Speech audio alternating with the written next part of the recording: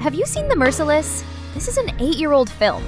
I recently watched Good News on Netflix, and the algorithm recommended The Merciless. And just like that, I completed the Byun Sung-hyun trifecta. Kill Bok-soon, Good News, and The Merciless. Then I found out what director Byun actually wanted to make. He said, "I wanted to make a melodrama dressed in noir clothing. A love story between two men who are drawn to each other but are fundamentally different." Or, are they really that different? For those of you who don't know me, I'm Jenny. I analyze Korean dramas and films through a cultural lens that subtitles can't capture. If you want to catch the Korean nuances and cultural layers that double your viewing experience, hit subscribe. Alright, let's dive in. What I love most about director Byun is this. He doesn't care about what critics think. He tells the stories he wants to tell. Sometimes quirky, sometimes audacious. And he does it with style. He's a true artist who knows how to craft allegories his own way. If you loved Hong Kyung in Good News, you need to understand where director Byun came from. And it starts here, with The Merciless. Let me give you the bare bones. Han Jae-ho is a second-in-command in a drug trafficking organization. Jo Hyun-soo is an undercover cop sent to infiltrate the organization. They meet in prison. They're drawn to each other. They build trust. And then, everything falls apart. But here's what makes this film different. It's not about the betrayal. It's about love. There's this scene that keeps coming back. Jae-ho bouncing a ball. Wall, floor, hand. Wall, floor, hand. If you watch his eyes, he's tracking every single movement. He knows exactly where the ball will go. He controls it. And that's who Han Jae-ho is. Someone who predicts, who calculates, who controls. Remember when he says, "Don't start a war now. Everyone will just follow the money. Stay low. Wait for the perfect timing." He waits.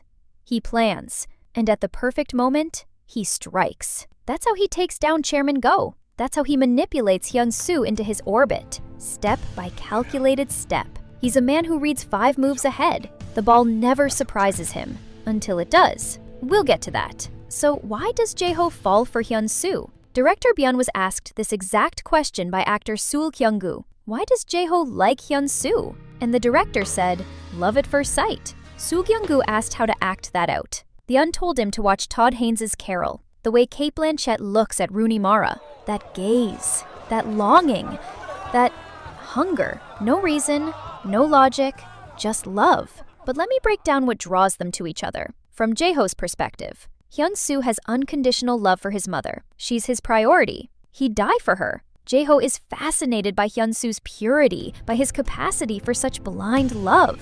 From Hyun-soo's perspective, he's being tossed around by the police organization. And in prison, Jae-ho doesn't hesitate to take risks for him, showing genuine kindness. Hyun-soo sees him as someone who could be family, a protective older brother figure. That mutual human pull is what amplifies their bond. Now, let me speculate a bit more. I think Jae-ho sees his younger self in Hyun-soo, before he became the hardened gangster we see now. There's even a line where Jae-ho tells Hyun-soo, "I was exactly your age when I started here, in this old warehouse." That's when he began doing truly bad things. Plus, both have this playful, cheeky, easygoing charm. People are naturally drawn to those who remind them of themselves. This film came out 8 years ago, so I'm not going to give spoiler alerts. After watching it on Netflix, I went down a Google rabbit hole and discovered this film has a loyal fan base.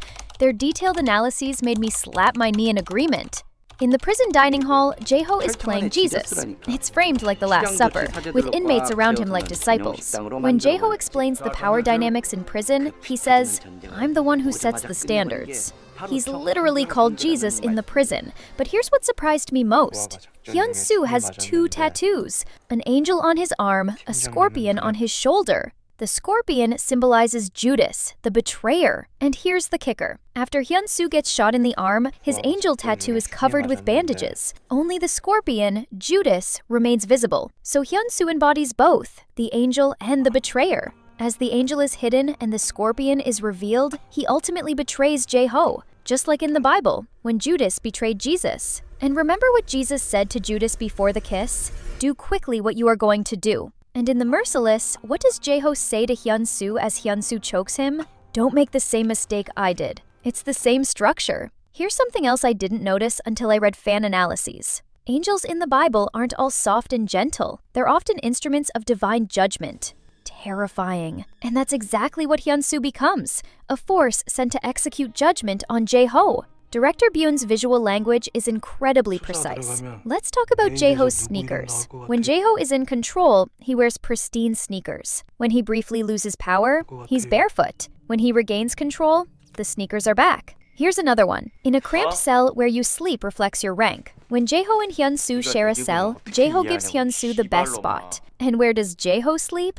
Near the toilet. This is romantic staging born from power dynamics. Love, too, reflects power dynamics. The person who loves more has less power. The person who loves less holds the power. Jae-ho already loves Hyun-soo, and this dynamic continues to the ending. Jae-ho can't kill Hyun-soo, but Hyun-soo, positioned as the one who loves less, stands over Jae-ho with the power to decide his fate. I found that incredibly compelling. I've also read through interviews about the filmmaking. Director Byun has said in multiple interviews, the emotions between Jae-ho and Hyun-soo are melodrama. If you had to pick the most sexually charged sequence in this film, it's the body search scene. But here's what's interesting. Director Byun instructed Kyung-gu to bring queer sexuality to the scene, but he didn't tell Si-wan. Si-wan later said he had no idea it was meant to be romantic. But even before I read that interview, I already felt Jae-ho's feelings for Hyun-soo were close to love. In this dog-eat-dog world of hierarchies, where those lower in rank must lick the shoes of those above, Jae-ho could willingly sacrifice himself because he loved Hyun-soo more. To convey that metaphor, the director intentionally created an asymmetry. He asked only Kyung-gu to bring queer sexuality to the performance. That directorial choice makes complete sense. Let me briefly talk about Kill Bok-soon. My favorite relationship in that film is between Bok-soon and Hee-sung. When Hee-sung was C-tier, he acted indifferent to hierarchies. But when he learns the truth, he shows up in a full suit, revealing he's always been obsessed with rank. And in good news, Go-myung is the lowest cog in the bureaucratic machine. Sweet to swallow, bitter to spit out. He's tossed around at their convenience. Director Byun loves exploring who sacrifices in power structures. In The Merciless, Jae-ho willingly loses for Hyun-soo. In Kill Bok-soon, Hee-sung rebels and gets killed. In good news, Go-myung is just one replaceable gear. Remember how Jae-ho always controls the ball? Well, there's a scene where he plays marbles with Hyun-soo, and Jae-ho loses. Wait, what? This is the man who reads 5 moves ahead. How does he lose a simple marble game? 2 possibilities. He genuinely loses control when it comes to Hyun-soo. He lets Hyun-soo win, on purpose. Either way, it's symbolic. For the first time, Jae-ho isn't in control. And that brings us to the ending. Jae-ho goes to meet Hyun-soo one last time. He knows. He absolutely knows it's a trap. But he goes anyway. Why? Because he wants to believe. Even if just for a moment, he wants to hope that the ball will bounce along the path he wishes it would. That's love. Choosing belief over calculation. The most striking moment for me was this. When Jae-ho is about to kill Byung-gab, Byung-gab screams, "You're completely possessed!" The English subtitle says, "You've been fooled." I thought that was brilliant. Let me explain the Korean cultural context. In Korean, to be suida means to be possessed by a ghost. We say, "Are you possessed?" or "You've completely changed." In Korean, we often omit the subject. Here, Byung-gab doesn't explicitly name Hyun-soo, but the one who has completely possessed Jae-ho, it's Hyun-soo. This was the most explicit moment capturing Jae-ho's romantic feelings for Hyun-soo. The Merciless failed at the box office in 2017, but something interesting happened. The film found its audience on streaming platforms. A cult fandom formed. They called themselves Bulhandangwon, the Merciless crew. This film has such a devoted following that I can't cover everything in one video. I'll keep reading analyses and share what I couldn't cover here on my blog. Come visit! The Merciless is streaming on Netflix right now. Watch for the ball bounces, the elevator scene, the marble game. Watch how a man who controls everything loses control of the one thing he loves most. See you in the next video!